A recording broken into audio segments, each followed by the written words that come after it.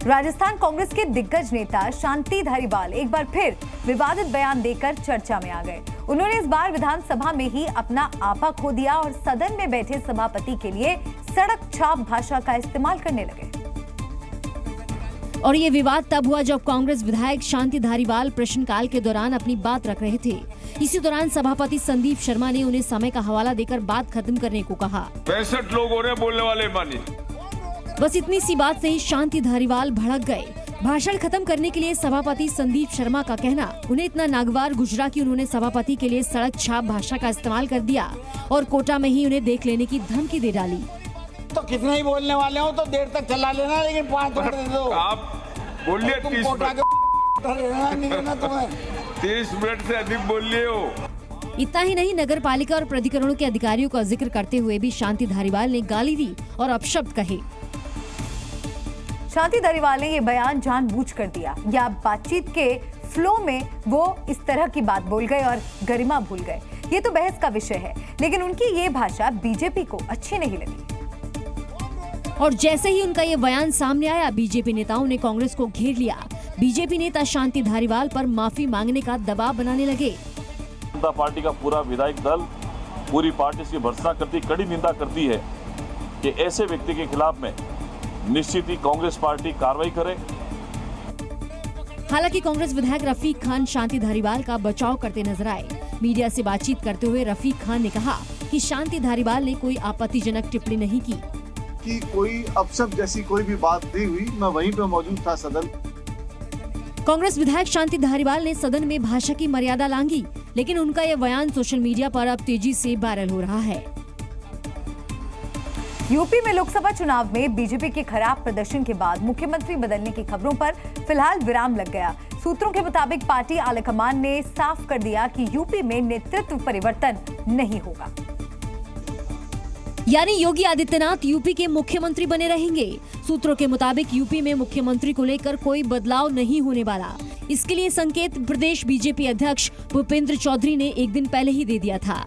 बदलने की चर्चाएं चल रही है, उसको लेकर नहीं ऐसा कुछ। इस बीच लोकसभा चुनाव में यूपी में बीजेपी की हार पर लखनऊ से लेकर दिल्ली तक लगातार समीक्षा जारी है। वहीं सूत्रों के मुताबिक केशव प्रसाद मौर्य की बयानबाजी पर केंद्रीय नेतृत्व ने नाराजगी जताई है और उन्हें पार्टी फोरम में ही अपनी बात रखने का निर्देश दिया। इतना ही नहीं, खबर है कि उत्तर प्रदेश के दोनों डिप्टी सीएम केशव प्रसाद मौर्य और ब्रजेश पाठक के कामकाज पर केंद्रीय नेतृत्व मंथन कर रहा है और दोनों को लेकर केंद्रीय नेतृत्व आगे कोई फैसला ले सकता है। उत्तर प्रदेश में लोकसभा चुनाव में बीजेपी की हार के बाद खुद सीएम योगी आदित्यनाथ ने राज्य स्तर पर समीक्षा बैठक की। उन्होंने प्रदेश के सभी 18 मंडलों के सांसदों और विधायकों के साथ बैठक की, जिसमें लोकसभा चुनाव 2024 के परिणामों को लेकर विस्तार से चर्चा की गई। करीब 20 दिन चली अलग अलग मंडलों की बैठक में सांसद, विधायक और एमएलसी ने मुख्यमंत्री के सामने अपने अपने इलाके की समस्याओं को रखा। इन बैठकों में शामिल जनप्रतिनिधियों से मुख्यमंत्री ने बातचीत की और उनकी अपेक्षाओं को ध्यान में रखते हुए अधिकारियों को खास निर्देश भी दिए। बैठकों के दौरान मुख्यमंत्री ने मंडलवार जनप्रतिनिधियों से मुलाकात की। बैठक के दौरान मुख्यमंत्री ने सभी नेताओं से फीडबैक लिया। नेताओं की शिकायत पर अफसरों के खिलाफ कार्रवाई का भरोसा दिया। सीएम ने अधिकारियों को प्रत्येक क्षेत्र के लिए क्षेत्रीय विकास की रणनीति तैयार करने का निर्देश दिया। मुख्यमंत्री ने सभी नेताओं को 2027 के विधानसभा चुनाव को लेकर जीत का मंत्र भी दिया। सीएम ने संवाद, सक्रियता और सोशल मीडिया पर फोकस करने को कहा। विकास योजनाओं को जनता तक पहुंचाने का निर्देश दिया। विपक्ष की ओर से फैलाए जा रहे झूठ को बेनकाब करने को कहा। युवा और महिला संगठनों से संवाद बनाने का निर्देश दिया और आगामी विधानसभा चुनाव के लिए अभी से जुटने की नसीहत दी। पश्चिम बंगाल की मुख्यमंत्री ममता बनर्जी नीति आयोग की बैठक के बीच में ही उसे छोड़कर चली गई। बाहर आकर उन्होंने दावा किया कि बैठक के दौरान उन्हें बोलने नहीं दिया गया और उनका माइक बंद कर दिया। ममता बनर्जी ने केंद्र सरकार पर मनमानी का आरोप लगाते हुए कहा कि वो बोलना चाहती थी, लेकिन उन्हें बोलने से रोका गया, जबकि उनसे पहले के लोगों ने करीब 20 मिनट तक बात की। दादा वो बोलने के लिए 5 मिनट में स्टॉप कर दिया। जब हमारा से बहुत आगे जो बोला है 5 जून, उन लोगों ने कोई भी नहीं बोला, कोई 15 मिनट बोला, कोई। ममता बनर्जी ने कहा कि वो विपक्ष की ओर से एकमात्र नेता थी जो बैठक में शामिल हुई थी, लेकिन उन्हें भी बोलने से रोक दिया गया। ममता बनर्जी ने इसे सिर्फ पश्चिम बंगाल का ही नहीं बल्कि सभी क्षेत्रीय दलों का अपमान बताया। दरअसल नीति आयोग की गवर्निंग काउंसिल की बैठक में विपक्षी दलों के शासन वाले राज्यों से सिर्फ सीएम ममता बनर्जी ही शामिल हुई थी। INDIA ब्लॉक की पार्टियों वाले 7 राज्यों के मुख्यमंत्रियों ने बैठक में आने से पहले ही इनकार कर दिया था, जिनमें तमिलनाडु, तेलंगाना, कर्नाटक, हिमाचल प्रदेश, पंजाब, केरल और झारखंड के सीएम शामिल हैं। नीति आयोग की 9वीं गवर्निंग काउंसिल की बैठक छोड़कर ममता बनर्जी के बाहर निकलते ही इस पर सियासत शुरू हो गई। बीजेपी ने इसके लिए ममता समेत INDIA गठबंधन में शामिल तमाम पार्टियों को आड़े हाथों लिया। बीजेपी ने ममता बनर्जी के बाइक बंद करने के आरोपों को झूठा बताया। पार्टी ने कहा कि विपक्ष के नेता लोकसभा चुनावों में मिली हार को पचा नहीं पा रहे हैं। But these parties, because they are not able to digest the mandate of the people, they are crying foul. तो वहीं टीएमसी ने नीति आयोग की बैठक के दौरान एक मुख्यमंत्री को बोलने से रोकने की घटना को लोकतंत्र का अपमान बताया। जब आधार बीजेपी रूल स्टेट का चीफ मिनिस्टर को ज्यादा टाइम मिल रहा था, ममता बनर्जी जी को सिर्फ 5 मिनट को बोलने का मौका दिया गया, उसके बाद उसका माइक ऑफ कर दिया गया। इससे ज्यादा ह्यूमिलिएशन और कुछ नहीं हो सकता है। इस मामले में कांग्रेस की भी प्रतिक्रिया सामने आई और इसके लिए बीजेपी को घेरा। इतने बड़े राज्य के मुख्यमंत्री 3-3, 4-4 बार के मुख्यमंत्री केंद्रीय मंत्री रही हैं, उसको भी बोलने नहीं दिया गया है। इसका मतलब ये तो प्रजातंत्र की हत्या है। बढ़ते आगे, भारतीय सेना में 4 साल की सेवा देने के बाद अब अग्निवीर घर नहीं बैठेंगे। राज्य सरकारों ने अग्निवीरों के लिए कई घोषणाएं कर दी हैं। वहीं आज राजस्थान, असम और अरुणाचल प्रदेश में भी अग्निवीरों के लिए बड़ा ऐलान किया गया। असम सरकार ने 4 साल की सेवा देने के बाद अग्निवीरों को असम पुलिस में शामिल करने का फैसला किया। वहीं अरुणाचल प्रदेश सरकार ने भी राज्य के अग्निवीरों को पुलिस और अग्निशमन विभाग में नौकरी देने का ऐलान किया। इसी तरह राजस्थान सरकार ने फैसला लिया है कि अग्निवीरों को पुलिस, जेल प्रहरी और वन रक्षक भर्ती परीक्षा में प्राथमिकता दी जाएगी। ऐसे योद्धा जो समय, समर्पण और ईमानदारी से काम करने वाले हैं, हमारी राजस्थान की सरकार ने भी उन सभी को पुलिस विभाग में, जेल प्रहरी के रूप में, वन रक्षक के रूप में राजस्थान की सरकार ने उनको आरक्षण का प्रावधान रखा है। एक दिन पहले 26 जुलाई को भी करगिल विजय दिवस के मौके पर कई राज्यों ने अग्निवीरों को सौगात दी थी। उत्तर प्रदेश, मध्य प्रदेश, गुजरात और ओडिशा सरकारों की तरफ से ऐलान किया गया था कि वो अग्निवीरों को नौकरी में आरक्षण देंगे। 22 जुलाई को हरियाणा और उत्तराखंड की सरकार भी अग्निवीरों को आरक्षण देने का ऐलान कर चुकी है। इस तरह अब तक 10 राज्य ये घोषणा कर चुके हैं कि वो अपने अपने राज्यों में अग्निवीरों को नौकरियों में आरक्षण देंगे। 2 साल पहले केंद्रीय गृह मंत्रालय ने भी BSF, CRPF, ITBP, SSB और CISF में अग्निवीरों को 10% आरक्षण देने की घोषणा की थी। सरकार की तरफ से लगातार ये दावा किया जा रहा है कि अग्निवीरों को 4 साल तक देश की सेवा करने के बाद घर नहीं बैठना पड़ेगा और अग्निवीरों के पास नौकरी के तमाम अवसर होंगे। लेकिन अग्निपथ योजना जब से आई है तब से लेकर आज तक सरकार और विपक्ष के बीच टकराव जारी है। लोकसभा में विपक्ष के नेता राहुल गांधी ने कुछ दिनों पहले अग्निवीर योजना को बंद करने की मांग की, तो अब उत्तर प्रदेश के पूर्व मुख्यमंत्री अखिलेश यादव की तरफ से कहा गया है कि इंडिया गठबंधन की सत्ता में आते ही 24 घंटे के भीतर अग्निवीर योजना रद्द होगी। अखिलेश यादव ने मांग की है कि पुरानी भर्ती फिर से बहाल हो।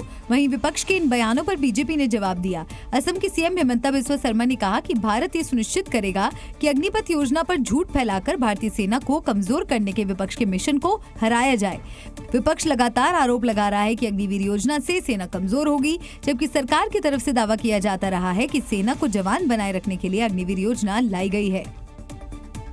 कर्नाटक सरकार ने शुक्रवार को रामनगर जिले का नाम बदलकर बेंगलुरु साउथ करने का फैसला किया। मुख्यमंत्री सिद्धरामैया की अध्यक्षता में मंत्रिमंडल की बैठक हुई, जिसमें ये फैसला लिया गया। हालांकि इस फैसले के बाद कर्नाटक में सियासी घमासान शुरू हो गया। बीजेपी ने कांग्रेस की सिद्धरामैया सरकार पर निशाना साधा। बीजेपी ने कहा कि रामनगर का नाम बदलना ये दिखाता है कि कांग्रेस को भगवान राम के नाम से ही नफरत है। बीजेपी नेताओं की तरफ से कहा गया कि अगर सरकार अपना फैसला वापस नहीं लेती तो वो प्रदर्शन करेंगे। वहीं एचडी कुमारस्वामी ने ऐलान किया कि राज्य में उनकी सरकार सत्ता में आएगी तो वो कांग्रेस सरकार का ये फैसला पलट देंगे। हालांकि रामनगर जिले का नाम बदले जाने को लेकर कर्नाटक सरकार की तरफ से भी सफाई सामने आई। कर्नाटक के deputy CM D K Shivakumar की तरफ से कहा गया कि ब्रांड बेंगलुरु के चलते नाम बदला गया। और मीडिया से बातचीत करते हुए कर्नाटक के उप मुख्यमंत्री डीके शिव कुमार ने कहा कि केवल जिले का नाम बदलने का फैसला लिया गया है, बाकी सभी तालुकाओं के नाम वही रहेंगे। उन्होंने कहा कि रामनगर के लोग ब्रांड बेंगलुरु के अंतर्गत आना चाहते हैं। We are Bangalore. Either it is Kanakpura, Ramnagara, Chenpatna. I was a Jilla Panchayat member of Bangalore, Jilla Parishad member of Bangalore. Mr. Kumaraswamy, Mr. Devegowda has come from Hassan. It is my right. Like we all tell that we all are Bharatiyas, we are Indians. Why should I lose my name?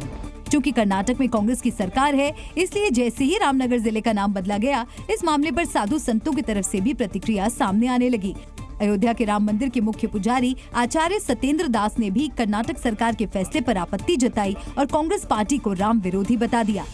भगवान के नहीं मानते, जब राम को नहीं मानते, राम नगर है तो चाहे जो लंका नगर कर सकते हैं।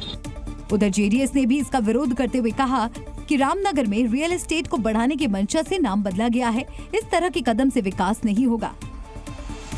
विधानसभा चुनाव को लेकर महाराष्ट्र में सियासी सरगर्मी बढ़ गई है और चुनाव मैदान में उतरने से पहले सियासी दलों में आपसी खींचतान भी शुरू हो गया है। महाविकास अघाड़ी और महायुति दोनों ही गठबंधनों में सीटों के बंटवारे को लेकर रस्साकसी चल रही है। अगर हम महायुति की बात करें तो सूत्रों के मुताबिक अजीत पवार गुट 80 सीटों पर चुनाव लड़ना चाहता है, जबकि शिवसेना 100 सीटों पर, वहीं बीजेपी 150 सीटों पर उम्मीदवार उतारना चाहती है। लेकिन तीनों ही दलों में मतभेद दिखाई दे रहे हैं। हालांकि कोई खुलकर नहीं बोलना चाहता और दावा कर रहे हैं कि कोई मतभेद नहीं है। हमारी महायुति जो है मजबूती के साथ लड़ेगी, न केवल लड़ेगी, महाराष्ट्र में 200 से अधिक हम सीटें भी ले आएंगे। महाराष्ट्र का सत्तारूढ़ गठबंधन महायुति में तीनों पार्टियां बहुत मजबूती से एक दूसरे के साथ सामंजस्य बना करके खड़ी हैं। तो वहीं कांग्रेस ने महायुति पर तंज किया है और कहा कि मराठा समाज में महायुति के प्रति नाराजगी है। निश्चित तौर पर मराठा समाज ये महायुति से बहुत ही आहत है, बहुत ही दुखी है।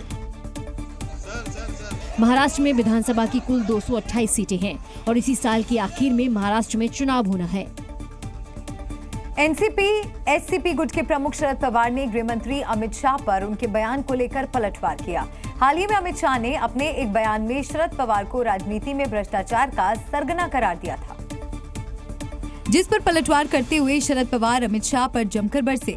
उन्होंने कहा कि मेरे खिलाफ उस व्यक्ति ने ऐसी बातें कही जिसने गुजरात के कानून का दुरुपयोग किया और इसके लिए सुप्रीम कोर्ट ने उन्हें तड़ी पार कर दिया था। जो आदमी जिसे सुप्रीम कोर्ट ने तजुर्बा किया था, वो आज देश की रक्षा करने की या देश के होम मिनिस्ट्री की जिम्मेदारी लेकर हाथ दे गए। शरद पवार यही नहीं रुके, उन्होंने आगे कहा कि ऐसे में हमें सोचना चाहिए कि हम किस तरफ जा रहे हैं। वो देश को गलत दिशा में लेकर जा रहे हैं और हमें इस पर ध्यान देने की जरूरत है। दरअसल हाल ही में पुणे में एक कार्यक्रम के दौरान अमित शाह ने कहा था कि विपक्ष हम पर भ्रष्टाचार का आरोप लगा रहा है, लेकिन भारतीय राजनीति में भ्रष्टाचार के सबसे बड़े सरगना शरद पवार हैं। शिवसेना उद्धव गुट के नेता संजय राउत ने एक बार फिर औरंगजेब के बहाने बीजेपी पर हमला बोला। उन्होंने गुजरात को औरंगजेब की जन्मभूमि और खुद शिवाजी महाराज के फैन क्लब के मेंबर होने का दावा किया और कहा कि गुजरात के औरंगजेब फैन क्लब के साथ ही शिवसेना फैन क्लब को खत्म नहीं कर सकते। औरंगजेब फैंस क्लब गुजरात से आता है, महाराष्ट्र में छत्रपति शिवाजी फैंस क्लब है। आप हमसे टक्कर नहीं ले सकते, हमारा प्राण जाएगा लेकिन हम वचन नहीं छोड़ेंगे। संजय राउत की ये प्रतिक्रिया गृह मंत्री अमित शाह के उस बयान पर सामने आई जिसमें अमित शाह ने उद्धव ठाकरे को औरंगजेब फैन क्लब का कप्तान बताया था। हालांकि महाराष्ट्र की सियासत में संजय राउत के मुख से पहली बार औरंगजेब शब्द नहीं निकला। इसी साल मार्च और मई के महीने में भी संजय राउत ने औरंगजेब के बहाने बीजेपी पर सियासी निशाना साधा था। यूपी की राजधानी लखनऊ के बंथरा में 21 जुलाई को हुई ऋत्विक पांडे की हत्या मामले में सियासत शुरू हो गई। समाजवादी पार्टी के ब्राह्मण नेताओं का एक दल ऋत्विक के घर जाकर परिजनों से मुलाकात करेगा।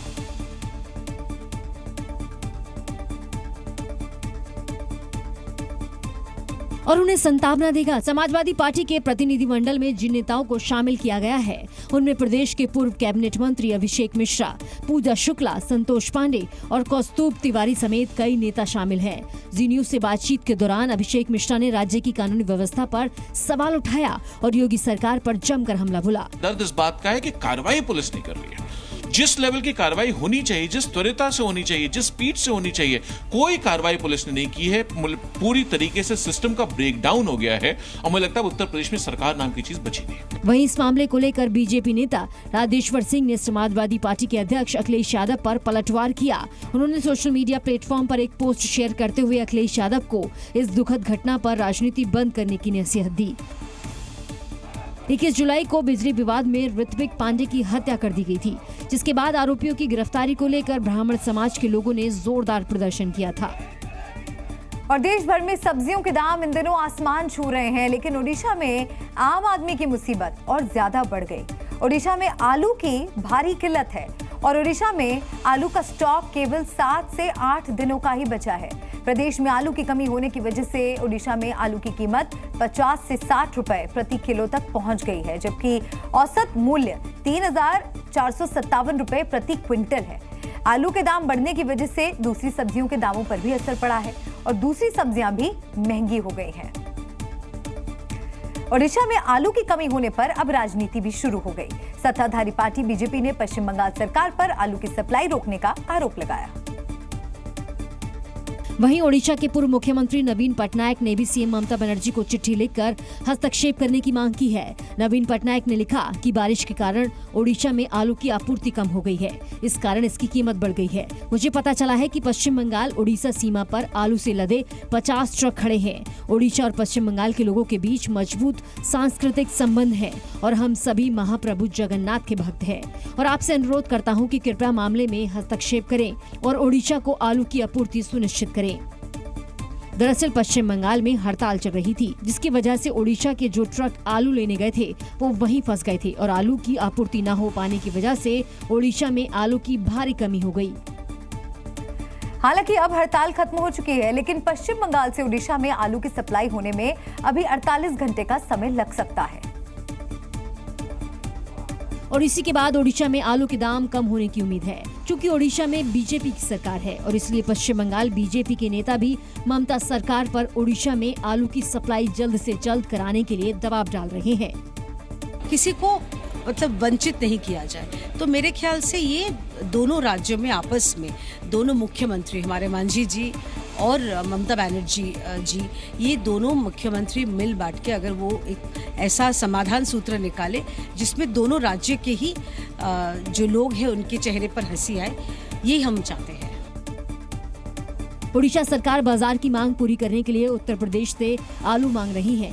खबर है कि शुक्रवार को 2 ट्रक आलू उत्तर प्रदेश से स्मार्ट सिटी पहुंचा, लेकिन ये जरूरत के लिहाज से काफी कम है। दरअसल आलू के उत्पादन में ओडिशा आत्मनिर्भर नहीं है और न ही यहाँ आलू के भंडारण के पर्याप्त इंतजाम है। इसलिए पश्चिम बंगाल और महाराष्ट्र में फसल खराब होने पर और कोई स्थानीय समस्या होने पर आलू प्याज की कीमतें आसमान छूने लगती है और बढ़ते दामों के आगे आम आदमी बेबस होने लगता है।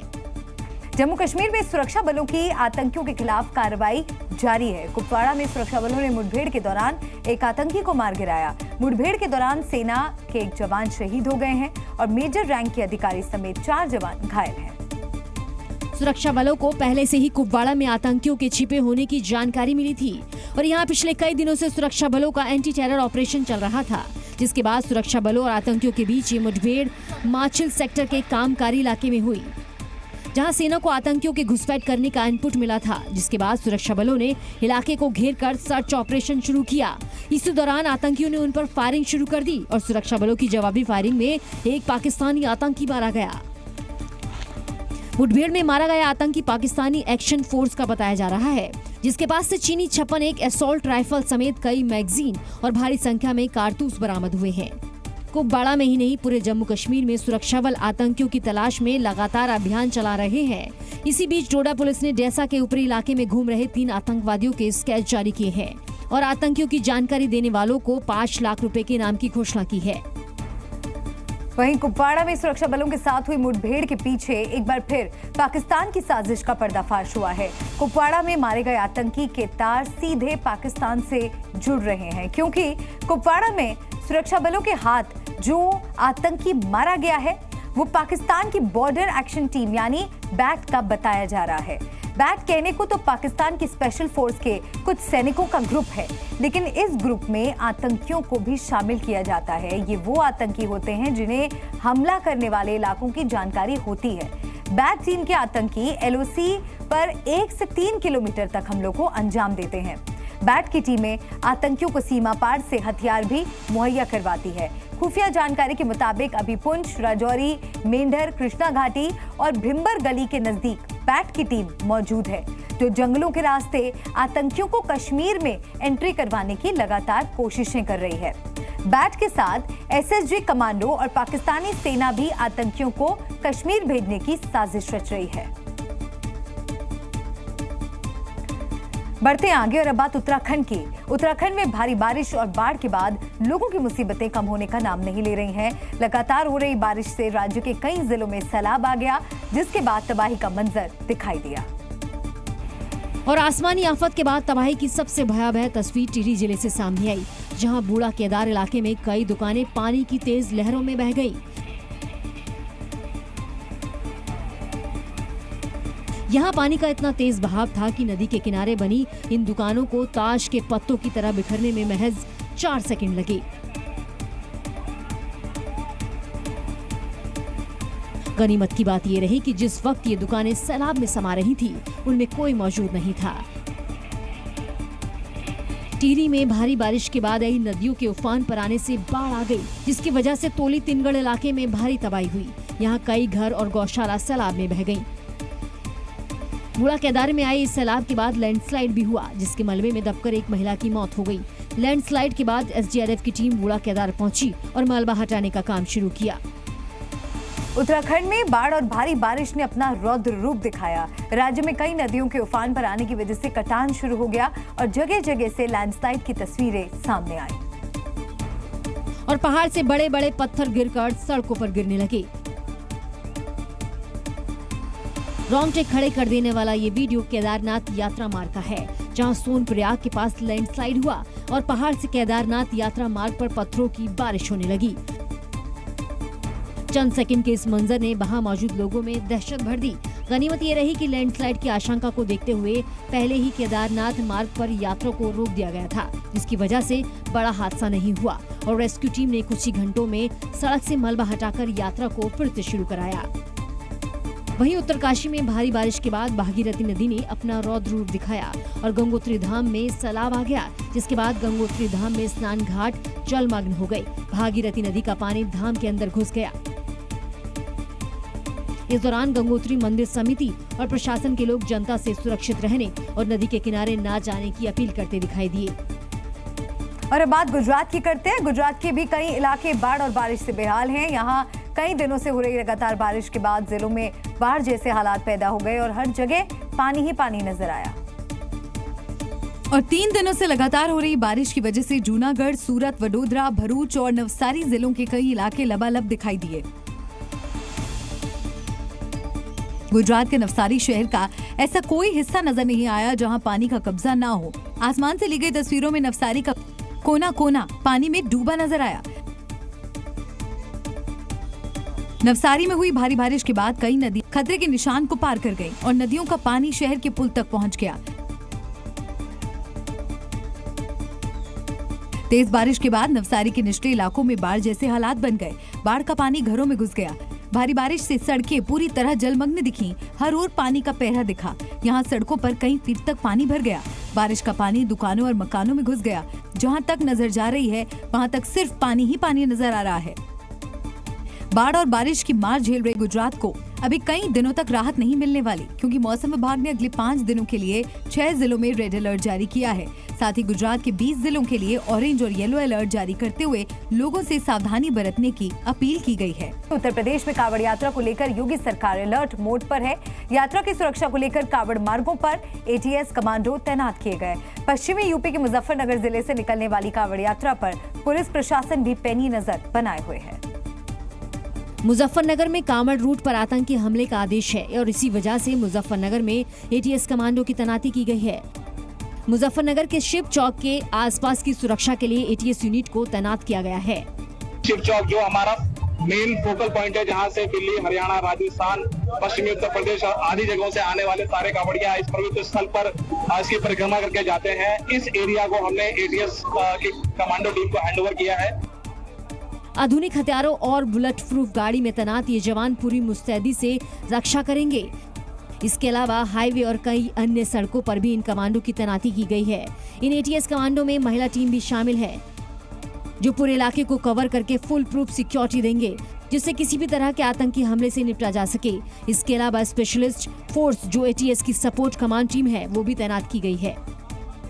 कांवड़ यात्रा के दौरान जगह जगह से हंगामे की खबरें सामने आ रही हैं। यूपी के मुरादनगर में कांवड़ खंडित होने पर लोग नाराज हो गए और जमकर हंगामा किया। कांवड़ियों ने कार सवार को रोक लिया और हंगामा शुरू कर दिया। कार को चारों तरफ से घेरकर कांवड़ियों ने डंडा बरसाना शुरू कर दिया और गाड़ी में तोड़फोड़ की और कार को पूरी तरह से चकनाचूर कर दिया। कांवड़ियों का आरोप है कि कार की साइड लगने से कांवड़ खंडित हो गया। इसके बाद कांवड़िए आक्रोशित हो गए और हंगामा करने लगे। तोड़फोड़ के बाद कार को पलट दिया। सूचना मिलते ही पुलिस मौके पर पहुंची और कार में बैठे लोगों को किसी तरह से बचाया और कांवड़ियों को समझा बुझाकर रवाना किया। दिल्ली से लेकर हरिद्वार तक कांवड़ियों का हुजूम उमड़ पड़ा है और इस बीच एक बुलडोजर कांवड़ चर्चा का विषय बना हुआ है। एक युवक ने नरेंद्र मोदी के तीसरी बार प्रधानमंत्री बनने पर बुलडोजर वाली कांवड़ उठाई और हरिद्वार से पवित्र गंगा जल लेकर आ रहा है। दिल्ली देहरादून नेशनल हाईवे 58 पर शनिवार को बुलडोजर कांवड़ की धूम देखने को मिली। कांवड़ियों में मोदी योगी के प्रति भी अपार श्रद्धा देखने को मिल रही है। मोदी योगी की नीतियों से प्रभावित इन कांवड़ियों ने हाथ में बीजेपी का झंडा उठाकर पीएम मोदी के तीसरी बार प्रधानमंत्री बनने पर बुलडोजर से करतब दिखाया।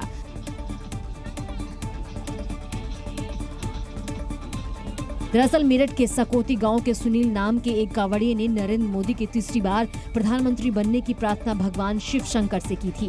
मनोकामना पूरी होने पर सुनील अपने परिवार और साथियों के साथ मिलकर इस बार के कांवड़ मेले में बुलडोजर पर 101 लीटर गंगा जल लेकर आ रहा है। हमने मन्नत मांग रखी थी मोदी तीसरी बार प्रधानमंत्री बने और हम बुलडोजर 101 लीटर जल लाएंगे। हरिद्वार से बुलडोजर कांवड़ लेकर आ रहा ये कांवड़िया ओगलनाथ मंदिर पर 101 लीटर जल चढ़ाएगा। और सावन के महीने में हर तरफ लोग भगवान शिव की भक्ति में लीन हैं। हर तरफ हर हर महादेव का जयकारा लग रहा है। शिवालयों और मंदिरों में भक्तों की भारी भीड़ उमड़ रही है। झारखंड के देवघर में भी यही हाल है। यहाँ श्रद्धालुओं का सैलाब उमड़ पड़ा। बैद्यनाथ धाम में हर हर महादेव की गूंज सुनाई दे रही है। भक्त उत्साह और उमंग के साथ बाबा भोलेनाथ का जलाभिषेक कर रहे हैं। इसके साथ ही भक्त भोले बाबा को खुश करने के लिए कई अनोखे तरीके अपना रहे हैं। इस बीच देवघर में एक ऐसे ही अनोखे भक्त का वीडियो वायरल हो रहा है, जो भगवान की भक्ति में साधु फूल कुमार कामाख्या से देवघर बाबा धाम पहुंचे और डमरू बजाकर भोलेनाथ से अपनी अर्जी लगाई। लेकिन इनके डमरू बजाने के मनमोहक अंदाज से श्रद्धालु भी खूब उत्साहित दिखे और उनकी डमरू सुनने के लिए भक्तों की भीड़ लगी रही। साधु फूल कुमार ने भोले बाबा के पास अपनी अर्जी नहीं लगाई। उन्होंने भोलेनाथ से भारत को हिंदू राष्ट्र बनाने की मांग की। यूपी के प्रयागराज के संगम तट पर बड़े हनुमान मंदिर कॉरिडोर के निर्माण का रास्ता साफ हो गया है। बताया गया कि सेना ने प्रयागराज विकास प्राधिकरण को कॉरिडोर बनाने की अनुमति दे दी,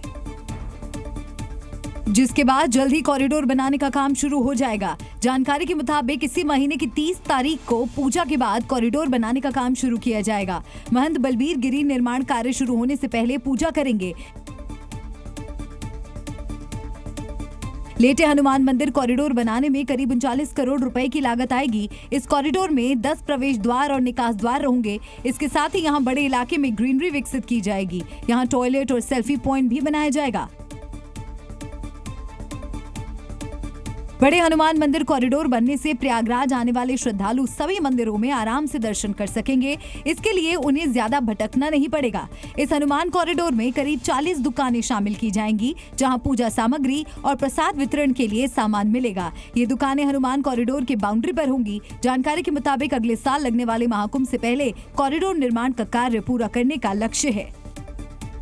काशी विश्वनाथ धाम और विंध्याचल कॉरिडोर के बाद संगम नगरी प्रयागराज में लेटे हनुमान मंदिर कॉरिडोर बनाए जाने की तैयारी है। संगम किनारे स्थित लेटे हनुमान मंदिर को विकसित करने की योजना बन चुकी है। इस हनुमान कॉरिडोर की क्या खासियत होगी, आइए ग्राफिक्स के जरिए समझिए। कॉरिडोर से संगम स्थित लेटे हनुमान मंदिर को नया स्वरूप मिलेगा। 2184 स्क्वायर मीटर जमीन पर कॉरिडोर का निर्माण किया जाएगा। कॉरिडोर में 535 स्क्वायर मीटर में अंदर का मंदिर का गर्भगृह और परिक्रमा पथ होगा। कॉरिडोर में पाथवे का निर्माण भी किया जाएगा। हनुमान कॉरिडोर से महाकुंभ 2025 में आने वाली भीड़ नियंत्रित हो सकेगी। कॉरिडोर के निर्माण में करीब 39 करोड़ की लागत आएगी और इस भव्य हनुमान कॉरिडोर में करीब 40 दुकानें भी होंगी। भक्तों के लिए 6176 स्क्वायर मीटर खुला क्षेत्र होगा। महाकुंभ 2025 से पहले निर्माण पूरा करने का प्लान है। अयोध्या में 22 जनवरी रामलला की प्राण प्रतिष्ठा हुई। देश भर के साधु संत और दुनिया भर के मेहमान इसमें शामिल हुए थे। अब रामलला को दक्षिण एशियाई देश लाओसे से अच्छी खबर है। दक्षिण पूर्वी एशिया के देश लाओस ने भारत के साथ अपने सभ्यतागत जुड़ाव को प्रदर्शित करते हुए विश्व का पहला ऐसा डाक टिकट जारी किया जिसमें रामलला की प्रतिमा दर्शाई गई है। लाओ पीडीआर की राजधानी वियतनाम में विदेश मंत्री डॉक्टर एस जयशंकर और लाओ पीडीआर के उप प्रधानमंत्री और विदेश मंत्री सेलुमक से कोमासित ने ये विशेष स्मारक डाक टिकट जारी किए। 2 टिकटों के सिस्टम सेट में लाओस की प्राचीन राजधानी लुआंग प्रबांग शहर के भगवान बुद्ध और भगवान राम की पवित्र राजधानी अयोध्या के भगवान श्री राम को दर्शाया गया है। जनवरी में रामलला की प्राण प्रतिष्ठा हुई थी, जिसके बाद अयोध्या में देश दुनिया से श्रद्धालु भगवान राम के दर्शन के लिए पहुंच रहे हैं। साइबर क्राइम पर लगाम लगाने के लिए सीबीआई एक्शन मोड में आ गई है। सीबीआई ने ऑपरेशन चक्र चलाकर दिल्ली, गुरुग्राम, नोएडा समेत 7 ठिकानों पर छापा मारा और साइबर क्राइम को अंजाम देने वाले अपराधियों की कमर तोड़ दी। सीबीआई ने ऑपरेशन चक्र पार्ट 2 के तहत 43 साइबर ठगों को गिरफ्तार किया। साथ ही आरोपियों के कब्जे से कंप्यूटर के 130 हार्ड डिस्क, 65 फोन, 5 लैपटॉप और बड़ी संख्या में दस्तावेज, कॉल रिकॉर्डिंग और ट्रांसक्रिप्ट बरामद किए हैं।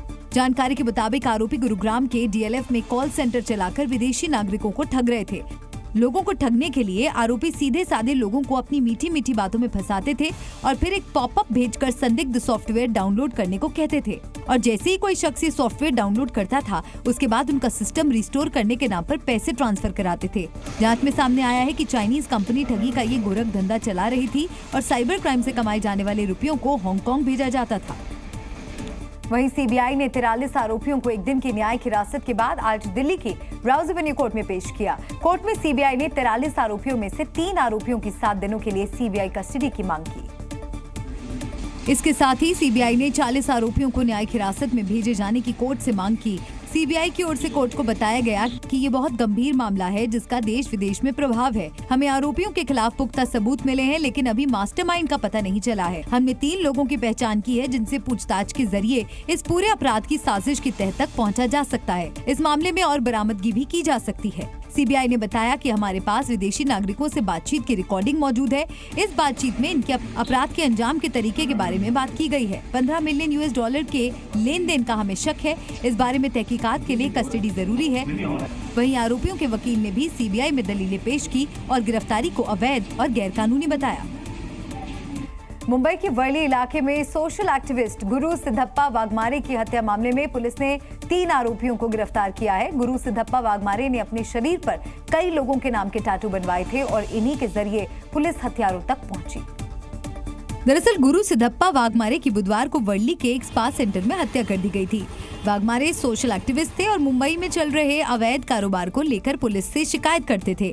इसी वजह से उनके कई दुश्मन भी बन गए थे और शायद इसीलिए वो पहले ही भाप गए थे कि उनकी कभी भी हत्या हो सकती है। ऐसे में गुरु सिद्धप्पा वाघमारे ने किसी डायरी या नोटपैड पर अपने दुश्मनों के नाम लिखने के बजाय अपने शरीर पर उनके नाम के टैटू बनवा लिए और खुद के ही शरीर को अपनी ही हत्या का एक अहम सबूत बना दिया। गुरु सिद्धप्पा वाघमारे की हत्या के बाद जब उनके शव को पोस्टमार्टम के लिए ले जाया गया तो उनके शरीर पर कुल 22 लोगों के नाम का टैटू बना हुआ मिला। ये सभी नाम उन लोगों के थे जिनसे वाघमारे को जान का खतरा था। वाघमारे के शरीर पर बने इन्हीं टैटू के जरिए पुलिस हत्यारों तक पहुंची और 3 आरोपियों को गिरफ्तार कर लिया। मृतक के दोनों थाइस पे कुछ नाम टैटू किए हुए मिले हैं, जिसमें अगर उसको कुछ हो जाता है तो ये लोग रिस्पॉन्सिबल रहेंगे, इस तरह की लिखावट मिली है। और दिल्ली की हाई सिक्योरिटी तिहाड़ जेल में एक बार फिर कैदियों पर हमले की घटना सामने आई है। बदले की आग में जल रहे कैदियों ने जेल के ही 2 कैदियों पर हमला कर दिया। और तिहाड़ जेल में कैदियों पर हमले की वजह आपसी रंजिश बताई जा रही है। मारपीट और हमले की ये घटना शुक्रवार को तिहाड़ जेल के फोन रूम में हुई, जिसमें लोकेश नाम के कैदी पर जेल के 2 दूसरे कैदियों पर हमला करने का आरोप लगा है। जिन कैदियों पर लोकेश ने हमला किया उनके नाम लवली और लवीश बताए जा रहे हैं। दोनों आरोपी लोकेश के भाई की हत्या के आरोप में जेल में बंद थे, जिसके बाद अपने भाई की हत्या का बदला लेने के लिए लोकेश ने जेल के भीतर ही हमले का प्लान बनाया और इस साजिश में उसने अपने साथी हिमांश और अभिषेक को भी शामिल कर लिया। जिस वक्त कैदियों पर हमला किया गया वो तिहाड़ जेल के फोन रूम में फोन पर बात कर रहे थे। दोनों को घायल हालात में अस्पताल में भर्ती करवाया गया। खतरे से बाहर होने के बाद एक कैदी को अस्पताल से वापस जेल भेज दिया गया, जबकि एक कैदी का इलाज अब भी चल रहा है। और महाराष्ट्र के छत्रपति संभाजी नगर से ऑनर किलिंग का एक मामला सामने आया है। यहाँ दूसरे समुदाय में विवाह करने पर लड़की के पिता और भाई ने युवक की हत्या कर दी, जिसके बाद इलाके में सनसनी फैल गई। ऑनर किलिंग की वारदात में मारे गए युवक का नाम अमित बताया जा रहा है। दरअसल अमित ने अपनी बचपन की दोस्त विद्या के साथ भागकर शादी की थी। शादी के काफी दिनों बाद लड़के के परिवार ने शादी को अपनी मंजूरी दे दी और वो वापस छत्रपति संभाजी नगर के इंदिरा नगर में रहने लगे, लेकिन लड़की के परिवार वालों को ये शादी मंजूर नहीं थी। बताया जा रहा है कि अमित जब पबजी खेल रहा था तब उसके दोस्तों ने उसे बुलाया। बाहर आने के बाद विद्या के चचेरे भाइयों ने अमित पर चाकू और तलवार से हमला कर दिया। इस दौरान अमित की चीख पबजी खेलने की वजह से मोबाइल फोन में रिकॉर्ड हो गई और इलाज के दौरान शुक्रवार को उसकी मौत हो गई। मध्य प्रदेश के ओंकारेश्वर वन सेंचुरी में 2 मेहमान आए हैं। ओंकारेश्वर वन सेंचुरी में 2 मादा तेंदुओं को छोड़ा गया है। ऐसे में अब वहाँ तेंदुओं का कुनबा भी तेजी से बढ़ेगा। तेंदुए मंदसौर के गांधी सागर सेंचुरी से लाए गए और ओंकारेश्वर वन सेंचुरी में छोड़ दिए गए। दोनों तेंदुए को रिलीज करने के दौरान वन विभाग के अधिकारी भी मौजूद रहे। जानकारी के मुताबिक पिछले हफ्ते भी एक तेंदुए को यहाँ छोड़ दिया गया था। तस्वीरों में आप देख सकते हैं कि कैसे पिंजरे का शटर खुलता है और पलक झपकते ही तेंदुए जंगल में भाग निकले। दरअसल मंदसौर के गांधी सागर वन सेंचुरी को चीतों का नया ठिकाना बनाया जा रहा है। इसके लिए कूनो नेशनल पार्क से गांधी सागर सेंचुरी में चीतों को छोड़ने की योजना है। जानकारी के मुताबिक गांधी सागर सेंचुरी में इस समय बहुत ज्यादा तेंदुए हैं। तेंदुओं और चीतों के बीच कोई टकराव नहीं हो, इसीलिए वहां के कुछ तेंदुओं को खंडवा के ओंकारेश्वर सेंचुरी में शिफ्ट किया जा रहा है। ऐसा करने से गांधी सागर सेंचुरी में वन्य जीवों के बीच संतुलन बना रहेगा और तेंदुआ चीतों के बीच टकराव में चीतों की क्षति होने से बचा जा सकेगा। चलते फिरते काम करते दिल के दौरे पड़ने की घटनाएं बढ़ती जा रही हैं। महाराष्ट्र के बीड में पेट्रोल पंप पर तेल भरवाने गए एक शख्स को हार्ट अटैक हुआ और उसकी मौत हो गई, जिसका सीसीटीवी वीडियो सामने आया, जिसमें एक शख्स अपनी बाइक में पेट्रोल भरवा रहा है, जबकि पीछे स्कूटर पर एक शख्स अपनी बारी का इंतजार कर रहा होता है। तभी अचानक स्कूटर पर बैठा शख्स गिर जाता है। बाइक सवार और पेट्रोल कर्मी उस शख्स को उठाने के लिए दौड़ते हैं और उठाकर अस्पताल ले जाते हैं, लेकिन तब तक उसकी मौत हो जाती है। दरअसल आजकल चलते फिरते, जिम करते, डांस करते कार्डियक अरेस्ट के मामले बहुत देखने को मिल रहे हैं। इसमें महज कुछ ही मिनटों में व्यक्ति की जान चली जाती है, जिसे लेकर एक्सपर्ट लोगों को अलर्ट रहने के निर्देश देते हैं। भारत के 11वें राष्ट्रपति और वैज्ञानिक एपीजे अब्दुल कलाम की आज पुण्यतिथि है। डॉक्टर कलाम का 27 जुलाई 2015 को शिलांग में लेक्चर देते समय दिल का दौरा पड़ने से निधन हो गया था और पूरे देश ने उन्हें याद किया। तमिलनाडु के रामेश्वरम में डॉक्टर कलाम को खास श्रद्धांजलि दी गई। मिसाइल मैन के नाम से मशहूर डॉक्टर कलाम के स्मारक पर लोगों ने पुष्पांजलि अर्पित की। इस दौरान सांप्रदायिक सौहार्द का अनोखा उदाहरण देखने को मिला। हर वर्ग के लोगों ने उन्हें अपने तरीके से याद किया। दरअसल डॉक्टर अब्दुल कलाम को भारत में बैलिस्टिक मिसाइल और लॉन्च व्हीकल टेक्नोलॉजी का जनक माना जाता है, इसलिए उन्हें मिसाइल मैन भी कहते हैं। अब्दुल कलाम देश के पहले सैटेलाइट लॉन्च व्हीकल यानी SLV को डेवलप करने वाले प्रोजेक्ट के डायरेक्टर थे, जिन्होंने इसके लिए 10 साल कड़ी मेहनत की थी। SLV का विकास 1980 के दशक में किया गया, जिसको बनाने का सपना पूरा भारत देख रहा था। भारत ने न केवल SLV का निर्माण किया, बल्कि उसने कई बेहद ताकतवर लॉन्च व्हीकल बनाया।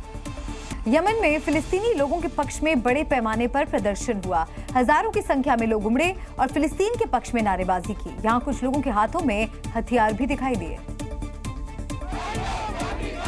हाथों में हथियार और फिलिस्तीन के झंडे और इजराइल के खिलाफ नारेबाजी। तस्वीरें यमन की राजधानी साना की हैं, जहां हजारों की तादाद में लोग जमा होकर इजराइल के खिलाफ नारेबाजी कर रहे हैं। फिलिस्तीन के समर्थन में हो रहे इस प्रदर्शन में बच्चों से लेकर बूढ़े तक सब शामिल हैं। तस्वीरों में देख सकते हैं, हाथों में बड़े बड़े पोस्टर लेकर लोग इजराइल और अमेरिका के खिलाफ नारेबाजी कर रहे हैं। लोगों का आरोप है कि इजराइल अमेरिका की मदद से फिलिस्तीन की जनता पर हमले कर रहा है, जिसकी वजह से गाजा पट्टी पूरी तरह से तबाह हो गया है और भारी संख्या में लोगों को अपने घरों को छोड़ना पड़ा। इजराइल के इसी हमले के विरोध में हूती के लड़ाके अपने हथियार लहराते हुए विरोध प्रदर्शन कर रहे हैं। पिछले कई दिनों से हूती इजराइल के हमले के जवाब में इजराइल पर मिसाइल और ड्रोन से हमला कर रहा है। इसके साथ ही लाल सागर में जहाजों को अपना निशाना बना रहा है। अभी हाल में 19 जुलाई को हूती ने इजराइल के तेल अवीव में ड्रोन से हमला किया था, जिसमें इजराइल को काफी नुकसान पहुंचा था। Z News।